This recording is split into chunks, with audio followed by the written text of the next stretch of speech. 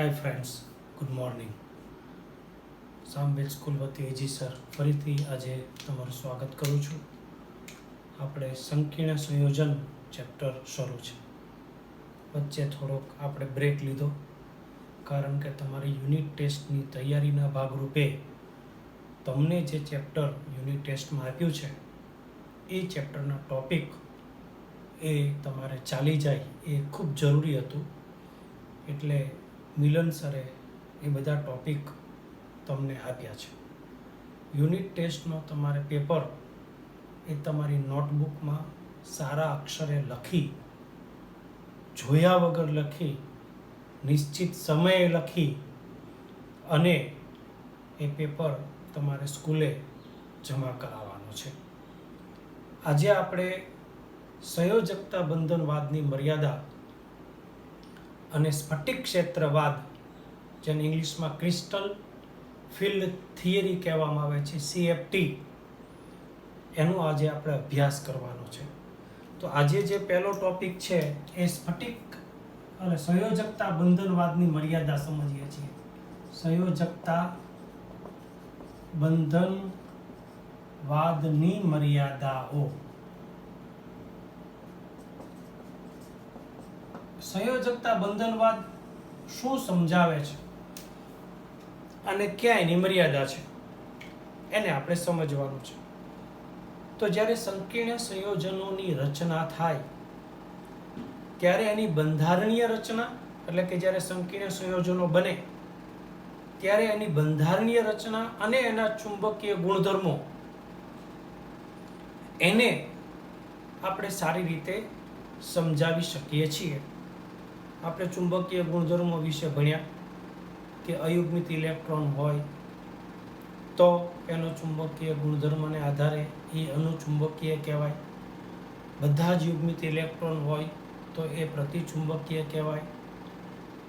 અનુચુંબકીયમાં અયુગ્મિત ઇલેક્ટ્રોનની સંખ્યાને આધારે ચુંબકીય ચાકમાત્રાનું મૂલ્ય આપણે 1 પોઈન્ટ, 2 પોઈન્ટ, 3 પોઈન્ટ, 4 પોઈન્ટ અને 5 પોઈન્ટ સમથિંગ એ આપણે લઈએ છીએ. જ્યારે યુગ્મિત ઇલેક્ટ્રોન હોય ત્યારે ચુંબકીય ચાકમાત્રાનું મૂલ્ય બોર મેગ્નેટમ 0 લેવામાં આવે છે, એ આપણે સમજ્યા.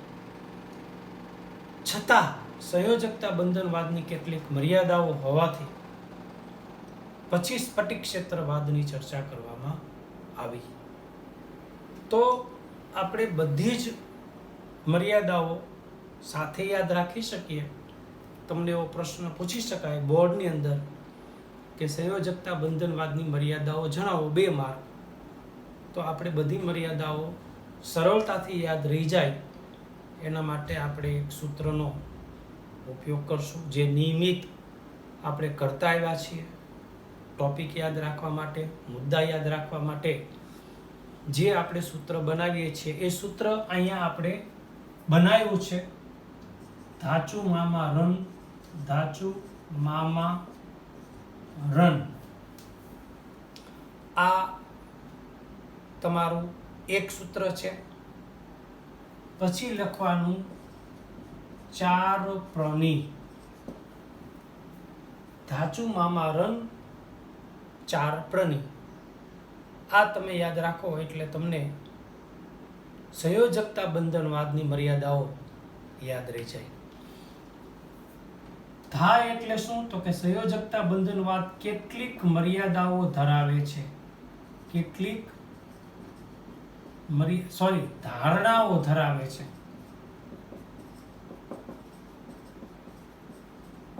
ધાનો મતલબ થાય ધારણાઓ ધરાવે છે. સંયોજકતા બંધનવાદ કેટલીક ધારણાઓ ધરાવે છે. પછી ચૂનો મતલબ થાય ચુમામાં,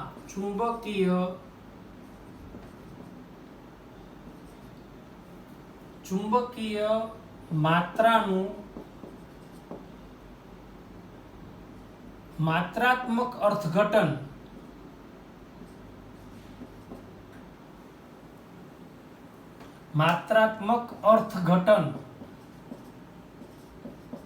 કરી શકતો નથી. ચુંબકીય માત્રાનું માત્રાત્મક અર્થઘટન કરી શકતો નથી. ચુમામા પછી ર નો રંગ વિશે જાણકારી આપી શકતો નથી. કોણ નથી આપી શકતો? તો કે સંયોજકતા બંધનવાદ. આ બધી વાત છે સંયોજકતા બંધનવાદ લખીને પછી આ મુદ્દા લખવાના. 4 લિગેન્ડ હોય તો એમાં 2 પ્રકારના આકારો મળે. એક સમચતુષ્ફલકી આકાર મળે અને એક સમતલીય સમચોરસ આકાર મળે.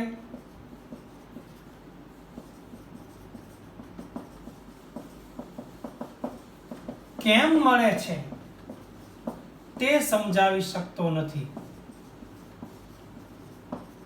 સંયોજકતા બંધનવાદ જ્યારે સવર્ગાંક 4 હોય એટલે કે લિગેન્ડ એટલે સવર્ગાંક 4 હોય ત્યારે આપણને 2 આકાર મળે છે સંકીર્ણ સંયોજનોનો. સમચતુષ્ફલકી આકાર હોય અને સમતલીય સમચોરસી આકાર હોય. તો આ 2 આકારો કેમ લિગેન્ડ 4 તો 2 આકારો કેમ બન્યા? એ સંયોજકતા બંધનવાદ છે એ સમજાવી શકતો નથી. અને લિગેન્ડ પ્રબળ અને નિર્બળ 2 પ્રકારના છે. લિગેન્ડ પ્રબળ છે અને લિગેન્ડ નિર્બળ છે. આ બંને વચ્ચેનો ભેદ સંયોજકતા બંધનવાદ સમજાવી શકતો નથી. માત્રાત્મક માહિતીનું ચુંબકીય માહિતીનું માત્રાત્મક અર્થઘટન. માં એટલે માહિતી. તો અહીંયા હું તમને આ મુદ્દાઓ રિપીટ કરીશ એટલે તમારા મનમાં ક્લિયર થઈ જશે. સંયોજકતા બંધનવાદ સામાન્ય રીતે સંકીર્ણ સંયોજનોના ચુંબકીય ગુણધર્મો અને બંધારણીય આકાર વિશે સમજાવે છે, પરંતુ કેટલીક એની મર્યાદાઓ છે. એ મર્યાદાઓમાં સંયોજકતા બંધનવાદ કેટલીક ધારણાઓ ધરાવે છે. આવું થાય એવું કહે છે, એવું સ્પષ્ટ નથી કહેતો કે આવું શું કરવા થાય, એટલે એને ધારણાઓ ધરાવે છે એવો શબ્દનો પ્રયોગ કર્યો. ચુંબકીય માહિતીનું માત્રાત્મક અર્થઘટન કહી શકતો નથી, એની બીજી મર્યાદા થઈ. સંકીર્ણ સંયોજનો વિવિધ પ્રકારના રંગો હોય છે, તો એ સંકીર્ણ સંયોજનોમાં આ રંગો કેમ જોવા મળે એ સંયોજકતા બંધનવાદ સમજાવી શકતો નથી. 4 લિગેન્ડ હોય તો એ 2 આકારો ધરાવે છે સંકીર્ણ સંયોજનો. સમચતુષ્ફલકી આકારે ધરાવે અને સમતલીય સમચોરસે આકારે ધરાવે. લિગેન્ડ 4 છે તો આ 2 આકાર કેમ આવ્યા એ સંયોજકતા બંધનવાદ સમજાવી શકતો નથી.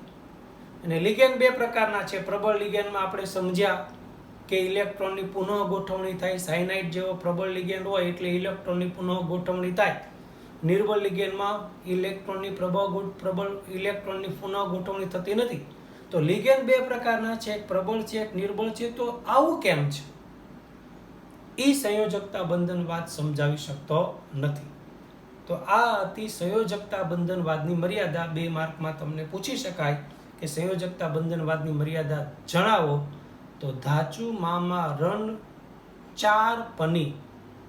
હજી એક મુદ્દો છે, ઉષ્માગતિકીય અથવા ગતિકીય સ્થાયીતા વિશે સંયોજકતા બંધનવાદ સમજાવી શકતો નથી. ઉષ્માગતિકીય અથવા ગતિકીય સ્થાયીતા વિશે સંયોજકતા બંધનવાદ સમજાવી શકતો નથી.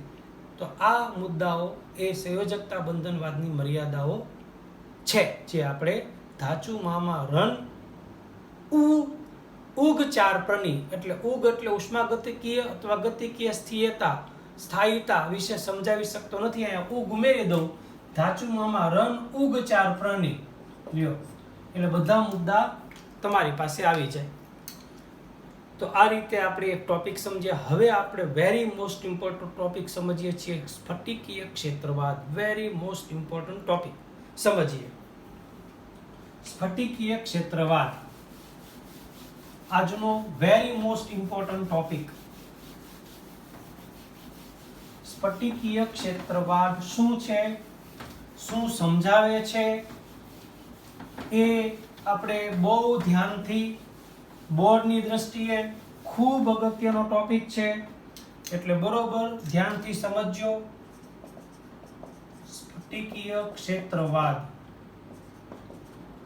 જેને કહેવામાં આવે છે CFT, ક્રિસ્ટલ ફિલ્ડ થિયરી. શું છે સ્ફટિકીય ક્ષેત્રવાદ અને આને શું કરવા જરૂર પડી? તો સ્ફટિકીય ક્ષેત્રવાદ સ્થિર વિદ્યુતીય મોડેલ છે. સ્થિર વિદ્યુતીય મોડેલ છે. પહેલા હું મુદ્દા તમને સમજાવી દઈશ, પછી એની આકૃતિઓ દોરીને સમજાવીશ. આ પહેલો મુદ્દો છે, સ્થિર વિદ્યુતીય મોડેલ છે. બીજો અગત્યનો મુદ્દો, ધાતુ અને લિગેન્ડ વચ્ચે આયનીય બંધ બને છે.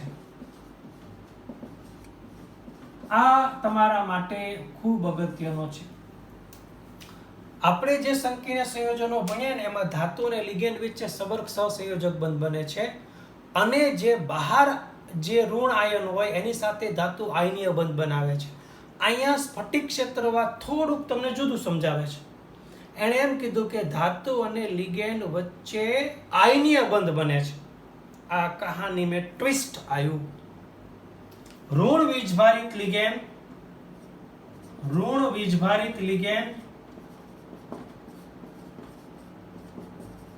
અથવા ધ્રુવીય તટસ્થ અણુ વચ્ચે આયનીય બંધ બને છે. કોનો? ધાતુ સાથે. ધાતુ સાથે ઋણ વીજભારીય લિગેન્ડ અથવા તો ધ્રુવીય તટસ્થ અણુ આયનીય બંધ બનાવે છે. આવું સ્ફટિક ક્ષેત્રવાદ સમજાવવા પ્રયત્ન કરે છે.